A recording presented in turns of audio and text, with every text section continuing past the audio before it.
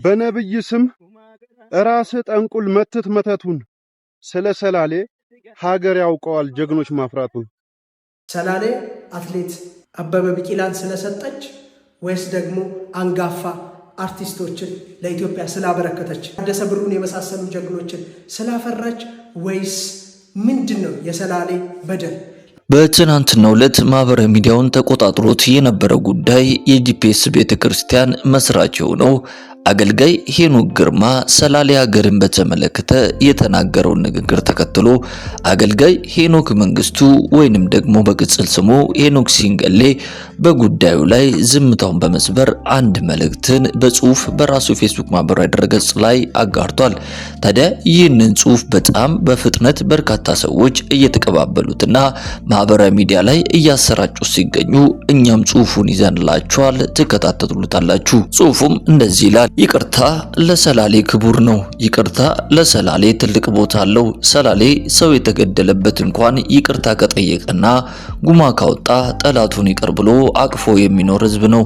ይቅር ቢልም ሞኝ ያልሆነ ከአምላክ የሚገኘውን በረከት የሚያምን ህዝብ ነው። ይቅር ብትሉ ይቅር ትባላላችሁ የሚለውን ቅዱስ ቃል ያከብራል። ሰላሌ ልበሩሩ ደሞም ብልህ ህዝብ ነው። ገዳይ ጉማ ካወጣ በቀል እንዳይነሳ ጥላቻ እንዳይቀጥል ይቅር ብሎ ከገዳይ ቤተሰብ በጉማ ተዛምዶ ይኖራል። እናማ እኛ በንግግር ማህበረሰቡን የምናገለግል መጽሐፉም እንደሚል ከብዙ ንግግር በደል ኃጢአት አይጠፋምና ሰላሌ ድንገት ከነብይ ሄኖክ አፍ በሰማው የሚያስቆጣ ንግግር ከላይ እስከታች መከፋቱን በሶሻል ሚዲያ አሳይቷል። ነብይ ሄኖክም ይህንን መከፋት ቦታና ትኩረት በመስጠት አንድም በደብዳቤ ሁለተኛም በቪዲዮ ህዝበ ሰላሌን ይቅርታ ጠይቋል። ይቅርታ ክቡር ነው። አጥፍቻለሁ ላለ ተሳስቻለሁ ላለ ምህረት ይቅርታ ያደርጋል። ሰላሌ እንኳን በአፍ የሳተውን ነፍስ ያጠፋውን በምህረት ያልፋል፣ ይቅርታ ይቀበላል። ነብይ ሄኖክም ድፍን የኢትዮጵያን ህዝብና ሙሉ ሰላሌን ይቅርታ ከልቡ ጠየቀ። ነብይ ሄኖክ ተባረክ። ይቅርታ የትልቅነትና የህዝብ አገልጋይነት መለኪያ ነው።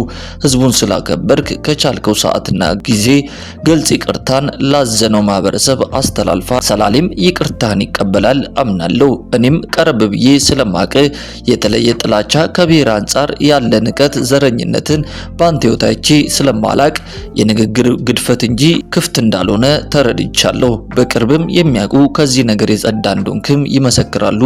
በአንደበቱ የማይስት የለምና ይቅርታ ግን ትልቅ አክብሮት ነው። ተባረክ ፓስተር ሄኖክ መንግስቱ በማለት በራሱ የፌስቡክ ማህበራዊ ሚዲያ ላይ ይህንን ጽሁፍ ያስተላለፈ ሲሆን ታዲያ ይህንን ጉዳይ ተከትሎ ነብይ ሄኖክም እንግዲህ በይፋ ይቅርታ ጠይቋል። እኛም ይቅርታ የጠየቅበትን ቪዲዮ ይዘንላችኋል፣ ትመለከቱታላችሁ። ሰላም እንዴት አላችሁ ውድ ኢትዮጵያውያን፣ ስፔሻሊ የፍቼ ሰላሌ አካባቢ ሰዎች፣ ዛሬ በዚህ የይቅርታ ቪዲዮ በፊታችሁ መጥቻለሁ። ሌሊቱን እኔ ከኢትዮጵያ ተነስቼ ወደ አሜሪካን ሀገር ለአገልግሎት እየመጣው ነበር። አየር ላይ ያለው በሶሻል ሚዲያ በተለያዩ ዜናዎች አንድ የተቆረጠ አጭር የኔ ንግግር የፍቼ ሰላሌን ህዝብ እንደምጠላ አይነት ትርጉም ይዞ ብዙዎች ጋር ደርሶ አይቻለው። ለዚህ ንግግሬ ይቅርታ ለመጠየቅ ነው በፊታችሁ ያለሁት። በጣም በዛ አካባቢ ላለ ሰዎች ጠቅላላ እንዲሁም ለመላው የኢትዮጵያ ህዝብ ፍቅርና አክብሮት ኖሮኝ ነው ማገለግለው። በማገለግልበትም ቤተክርስቲያን የተለየ የብሔር የተለየ የአንድ ጎሳ ግሩፕ የለም። በቤተክርስቲያናችን የተለያየ ብሔር የተለያየ ጎሳ እግዚአብሔርን አብሮ የሚያመልክበት ስፍራ ነው። ስለዚህ በዚህ ንግግሬ ያሳዘንኳችሁ፣ በዚህ ንግግሬ ያስከፋዋችሁ የዛ አካባቢ ተወላጆች በጣም ይቅርታ ለመጠየቅ በፊታችሁ በዚህ ቪዲዮ አለው። ሌሊት ላይ እኔ እየተጓዝኩኝ ወደዚህ ሀገር እየመጣሁ እያለ በቤተክርስቲያናችን በተቋም ደረጃ በደብዳቤ ይቅርታ ጠይቀን ነበር። እሱም በቂ ስላልሆነ እኔ ራሴ በአካል ይህንን ህዝብ ይቅርታ ለመጠየቅ በፊታችሁ አለው። ይቅርታዬን እንድትቀበሉኝ በጌታ ፍቅር ጠይቃችኋለሁ። ከልቤ ወዳችኋለሁ፣ አከብራችኋለሁ።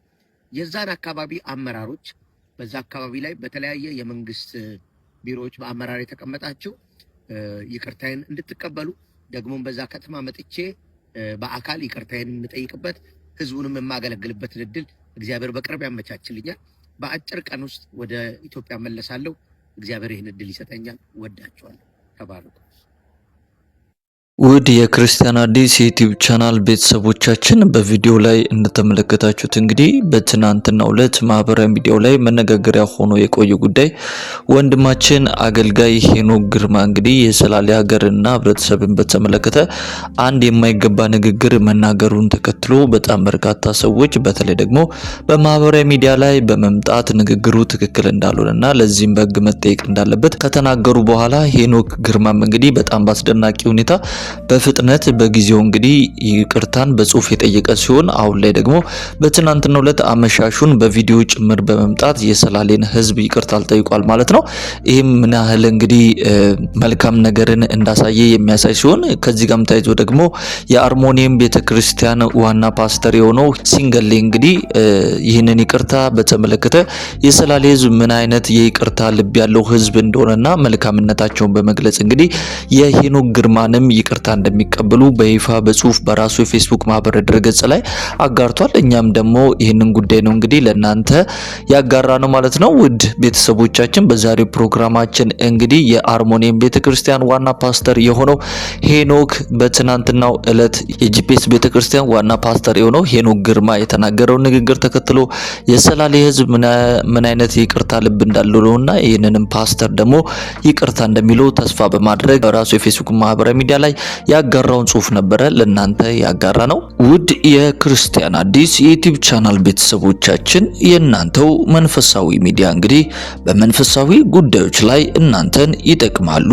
ያስተምራሉና ያንጻሉ ብለን የምናስባቸውን ልዩ ልዩ የሆኑ መንፈሳዊ ጉዳዮችን፣ ክስተቶችን እንደዚሁም የተለያዩ መልእክቶችን ወደ እናንተው ውድ ቤተሰቦቻችን የምናደርስበትና የምናቀርብበት የዩቲዩብ ቻናላችን ነው።